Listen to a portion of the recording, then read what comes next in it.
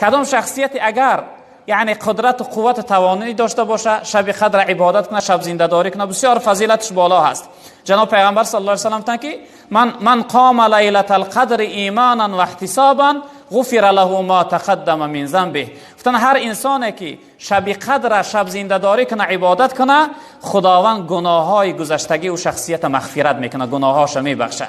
یعنی یک شب است اما خیلی ثوابی کلان داره، ثوابش خیلی ثوابی بزرگ است که ثواب یعنی 83 سال بهتر از یعنی 1000 ماه. گفتن جناب پیغمبر. ان شاء الله فردا درباره شب قدر، درباره فضیلتش صحبت میشود. در این روزهای به شمار مانده رمضان ای بنده، تا توانی روز و شب نام خوشش تکرار کن، جام دل را از می ارمان او سرشار کن. آیت شکر و دعای خیر هر ساعت بخوان. همین شب ترک غفلت کن عزیزا، چشم دل بیدار کن، لااقل یک شب. شبی که خداوند در کلامش میگوید که استعیذ بالله انا انزلناه فی لیلة القدر، با درستی که ما قرآن را شب قدر فرو فرستاده. یک شب برادر 1000 شب نیست، لیکن لیلة القدر خیر من 1000 شهر. شب قدر بهتر است از 1000 ماه.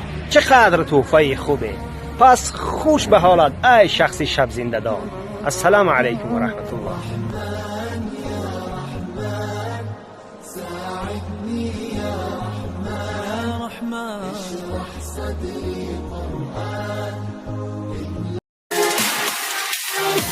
Love you.